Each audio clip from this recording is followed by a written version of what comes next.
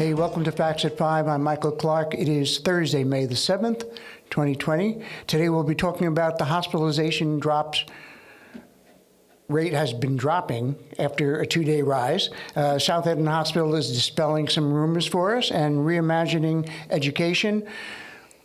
Say hello to Morgan Vaughan. Hello to Morgan Vaughan. Okay. So what's going on? The hospitalizations are dropping in Suffolk County after we had that 2-day rise. Right. So yesterday, as of yesterday, Wednesday, after a 2-day rise, the hospitalization rate is down 62, according to Suffolk County Executive Steve Vaughan. He was speaking in his daily briefing yesterday, Wednesday, and he said he hoped this is not an anomaly and the downward trend will continue. Wednesday's decrease brought the total number of hospitalizations to below 800 for the first time in many weeks. And we've talked about this, that we need the 3-day rolling drop to be part of the 7 metrics that we need in order to reopen fully. Right. So this is good news. Right. That's all very good. A little part of this that's a little tricky is that there are a number of scams that the governor, that Steve Vaughan and his team are telling us about. So, of course, the scammers come out when people are vulnerable and questioning everything. Sure. And so they have set up a number that you can call, which is 631-852-SCAM, which is 7226. I'll have it at the end. He warned residents to be alert to fraud if somebody calls asking you to send money, check with a relative or the authorities before doing anything. And the line will be operating 7 days from 8 a.m. to 6 p.m. There's another one that they're doing because they're doing this contact tracing, where they're writing and they're saying, somebody you know has tested positive for COVID-19, right back here, call this. You need to be very careful. Wow. Because they're going to get your information this way. But I will find out for tomorrow how to know who's the real person to contact with the contact tracing, because that's a big part of the recovery. Sure. That's it's great to set up the number too, so we can just call right in there. Yep. So that's really good. The officials from Stony Brook Southampton Hospital have dispelled some rumors that were floating around in recent weeks that Latino laborers made up the bulk of those hospitalized at the South Forks only hospital. And, I guess these rumors were floating around strong enough that they had to actually come out with a statement on it. And our friend Barbara Jo Howard over there, who was the Director of Communication and Marketing at Stony Brook Hospital, came out and said that to date, the hospitalized patients testing positive for COVID-19 reflect the East End's many communities with a higher percentage being elderly and or those with underlying health conditions. So white residents of the state have made up 60% of the fatalities, and this is in the whole state, obviously. The only disease statistics the state has made public by demographics, but are 74% of the general population. There have been concerns voiced by Latino community advocates that there is not a broad understanding among Spanish-speaking residents of where testing is available, whether it's free, whether testing might count against them, and for different considerations, in consideration for their immigrant application. Minerva Perez, also your friend, head of the OLA of Eastern Long Island, which is a Latino advocacy group, said that it may even be surprising that the immigrant community has not been disproportionately impacted by the disease. She said that she had heard anecdotal information of immigrants choosing not to go to the hospital when sick, and that food shortages for those out of work have been a major problem. OLA has been working with Suffolk County officials on organizing food delivery efforts in Spanish language communities to help compliance with stay-at-home orders whenever possible. Right. So it's, it's part of a communication gap, and they're trying to close that gap, and it was good that the hospital came out. I think Minerva has a good point there, anecdotal as it is, that, and I heard this and I read this on NPR.org yesterday, is that even people, in the emergency rooms, the doctors are going, where are all the heart attacks and strokes? Right. And what they're a little concerned about is that people, even who can't speak English and aren't afraid of their immigration status, are not going to the hospital. Right. So go to the hospital if you're having a heart attack or stroke. And they're also making sure, I noticed that in Southampton, the testing site, they're saying outright that you can get tested regardless of immigration status. And I wish I could say that in Spanish, but I don't speak Spanish. Yeah. I wish we had more available in Spanish. We try to do that as we can. And also the East Hampton Town website has everything, I think, that's in English in Spanish. And the OLA website is also a very good place to go for that. The OLA website is fantastic, and Facebook, their Facebook page. Right. So moving on to education, Governor Cuomo said yesterday during the press briefing that there's a need to what he calls reimagine education. He said, we went to remote learning overnight. We had to do it. We implemented it. God bless the teachers and parents who had to figure out how to use technology in Zoom. And he said that he'd be working with the Bill and Melinda Gates Foundation to reimagine education and explore new ways to incorporate technology for teaching and learning. So, I think the big part of this is right away, which is understandable, I guess, that the union, the teachers union in New York State, there's always kind of the butting of heads there with the governor. They came out and said, well, there's no way, that this can't take the place of, the kids dealing directly with teachers and that type of thing, and that I have a quote here that they said. They believe in education of the whole child. Remote learning in any form will never replace the important personal connection between teachers and their students that is built in the classroom and is a critical part of teaching and the learning process. And, he then had to, come back and basically say that isn't really what I was saying. Right. Well, I'm really just trying to focus on that we need to do things a little bit differently in the new environment. And incorporating. I mean, for instance, my son is in a theater department, and he's had a real struggle because it's not like physics. Right. You have to be with other people, and he's taking a clowning class or something, and you can't do that online. You can try, but it isn't really what it is. So there are going to be some things that you can do. Right. You can take physics at home. You can listen to a lecture from home. But I think that's what he was meaning, that it's an incorporation. It isn't throwing the baby out with the bathwater. Right. It's really hard to get out of the little clown car on the internet, isn't it? Is that what he's doing? Clown classes, I took a clown class. Yeah, it's fancy. It's really, really fun. Okay. But anyway, you can't. It's an experience that you have to have with other people in a room. Sure, there's plenty of things, and they basically came back out, Governor Cuomo's office, and said that teachers are the heroes, and nothing could ever replace in-person learning. Right. Just to make that clear. So. And I do think the teachers. I mean, I have friends who are teachers, and they all miss their kids. They all miss seeing their kids. I mean, this has been really rough for people. Yeah, like I've said, my son is doing it in Cambodia, and he's teaching. You see, he's in the classroom, empty classroom, and he's teaching. The computer set up, and the kids are all like in Zoom and whatever they use there. I don't even know if it's Zoom. I guess it is. And how different it is. But he misses them. He wants them and hug them. And, but it's going to take a while to get there. Yep, absolutely. Okay, so now we are learning about symptoms. Yeah. So we all know about the standard 3: the fever, the dry cough. I sound weird, don't I? Sound like the sound went away? Yeah. Okay, well, I'm just going to pretend it isn't happening. Just like my whole life. Okay, so the standard 3 are fever, dry cough, and what was the other one? Oh, shortness of breath. So we all know about that. The new 5 that the CDC is saying to look out for are chills, which usually come with a fever anyway, muscle pain. About 15% of COVID-19 patients experience muscle pain, headache, sore throat, and loss of taste or smell. And this is the only one because all the other ones sound like a flu or the cold that you would have. Right. But the loss of taste or smell, I have a friend who had COVID-19, and he said it was profound. That he was trying to smell some Vapor Rub, how strongly menthol that is. Yeah. And he was like, it's bad, we got to get a new one. And his husband was like, no, it's perfectly fine. He just couldn't even smell that strong of a menthol smell. They said you get it back. Get it back in 1 or 2 weeks. You do, right? yeah. But that's one of the symptoms. One of the ones that jumped out at me was the headache part. because I've always had, headaches, and everybody does, I guess, at some point or another.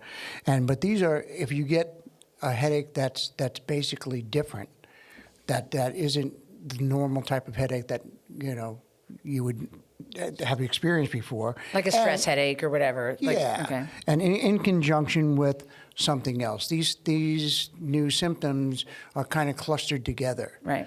So if you just have a sore throat or just, your arm hurts, obviously, you just keep an eye out to see if anything else is going to be going along with that. But, yeah, I thought this was pretty interesting. And I think they pulled us out of these new symptoms. I heard this actually on NPR, and it came out of investigating all the cases that came out of China, and all the information and data that they have available to them, because of everything that was being tracked. And so it's good to know. It's good to know, but it's also, we were talking about this before, about how Governor Cuomo at his whatever they're called, fireside chat, keeps saying, like, we don't know. Yeah, we don't know. We don't know. They say we know. Why don't we know? Because we don't know. I love how he says it different every time. Yeah. We don't know because we don't know. We try to tell you. Yeah, right. One thing else they also found was that with that sense of smell and the taste and losing that the people that had those symptoms tended to get the COVID a less severe. A milder form of it? Yeah. Oh. So. But you know what? They don't know. They don't know. Someday we'll know. Okay, so I have an interview next with Annette Hinkle, and she has some really great stories that are coming out this week, which today, right, from the Express News Group. She has a story about Operation Beat the Blues, where this Lyle Granger is is teaching kids how to play guitar and ukulele online. And there's this weekend, which is also Mother's Day, on Sunday, there's a drive-by art display. Oh, which is really interesting, and it's at drivebyart.org. And there's also a drive-in art, where there is an art show, display on the windows of the Silver Lining Diner in Southampton. Okay, wow. So that's my interview with Annette Hinkle, which will come right next. Oh, that's coming up right after us. And so thank you, as always, to our sponsor, Sound Aircraft Services. And we appreciate your support, as we always do. And you are if you are interested in helping support Facts at 5 or LTV in general, please contact us at facts, FACTS, at ltveh.org. And until tomorrow, Morgan, have a good evening, folks.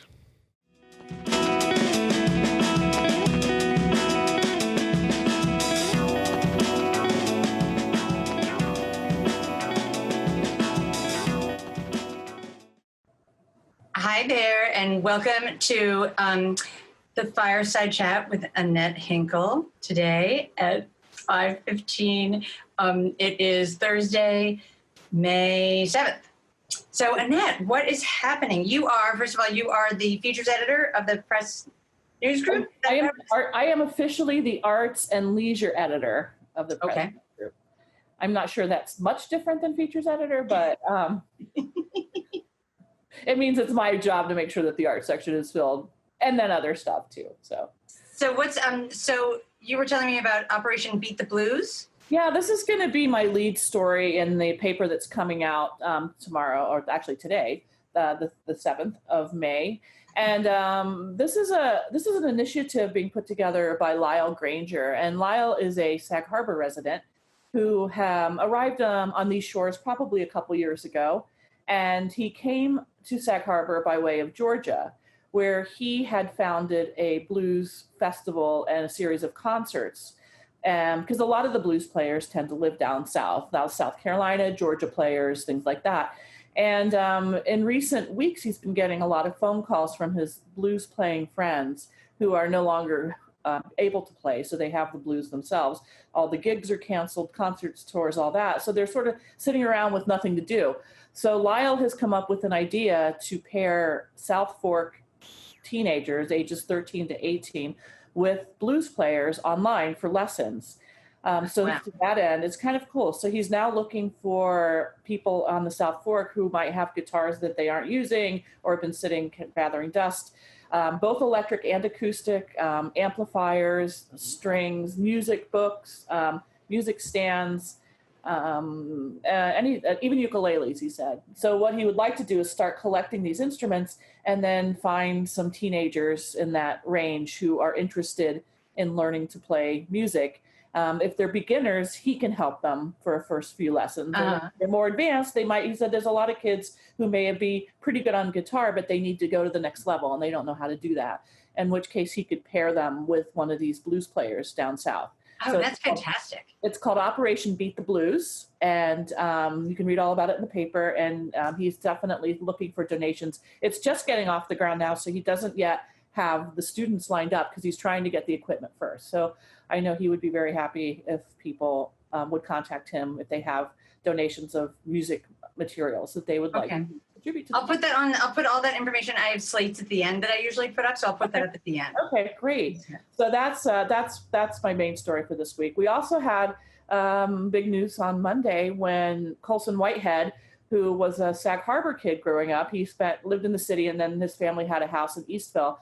He's written a lot of novels, and he just won a Pulitzer Prize for The Nickel Boys, which was announced on Monday by the Pulitzer Committee. It's his second Pulitzer Prize for fiction. So he joins a very select group of only, I think, 3 other authors in history who have won 2 Pulitzers in fiction. And he is the first author to have received the Pulitzer for back-to-back novels. That is incredible. So the other novel that he received it for was the other Pulitzer Prize he received it was in 2017 for The Underground Railroad, which was his previous book, The Nickel Boys.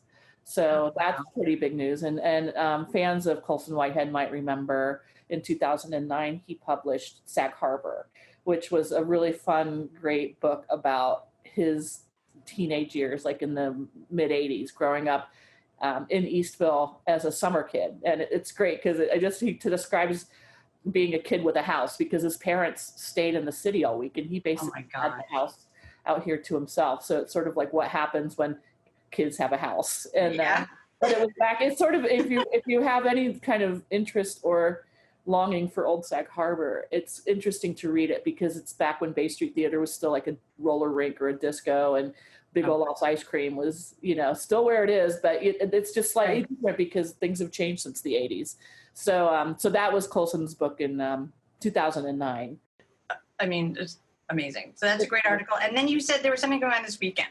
Yeah, there's it's funny because I thought, when this first happened, this whole shutdown, that, there's not going to be any arts going on. What are we going to put in the paper? Well, it turns out in the months since we've all been quarantined, the arts organizations here have gotten incredibly creative. And my story last week in the paper was about how the big 5 arts organizations, that's Guildhall, the Parish Art Museum, Bay Street Theater, the Southampton Arts Center, and the West Hampton Beach Performing Arts Center have all gotten very creative with their online programming.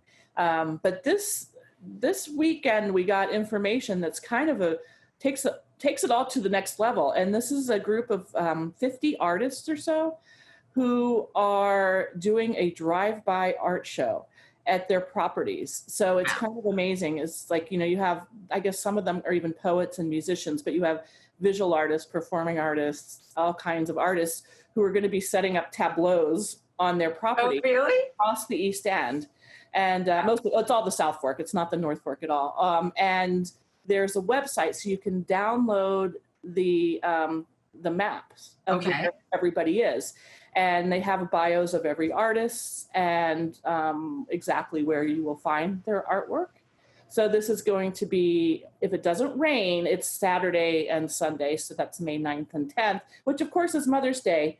Yes, of course. So it's called officially Drive-By Art, Public Art in this Moment of Social Distancing. And it's organized by a man named Warren Nidich, who I don't know, but that's the name. And it is billed as a drive-by art outdoor public art exhibition that from Southampton to East Hampton will be experienced from the safety and intimacy of your own automobile. So, but it sounds cool. It sounds like it could be like some people might be doing like shadow puppets out their picture window. Right. Other people might be projecting imagery on the side of their garage.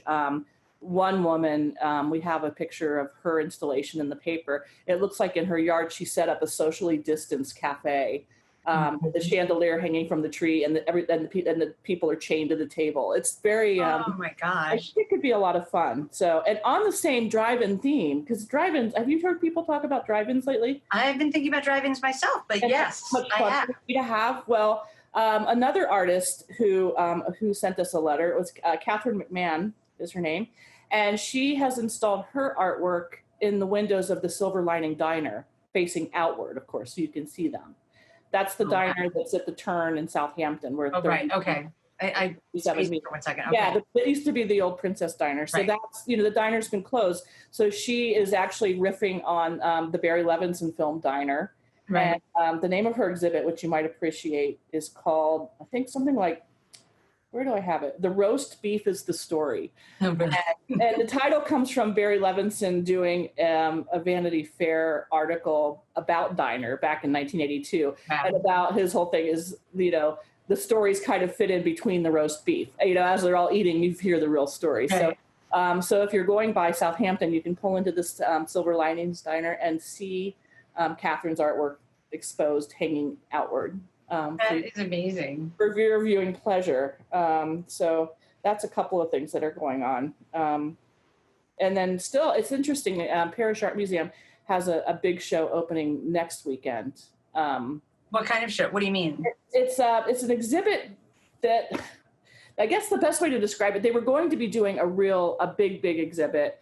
It was their first big exhibit of the season, but because of all this, they of course had to cancel it. So they Right. never took delivery of the work.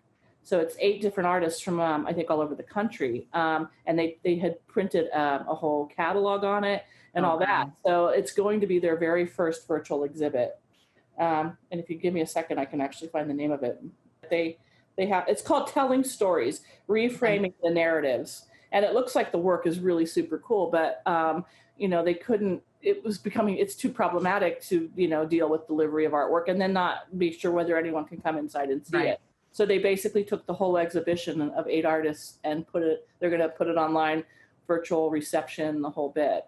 So, Wow. Yeah. A virtual reception? Virtual, I'm not sure how that will work. I know. Yeah, so I can sit in front of my fireplace and read. I know. I love the fireplace. That's a It's perfect actually, gesture. I have to, this is like a Duraflame fireplace, and it's like, we have this room in our house that's a little chilly in the winter, and little fires everywhere.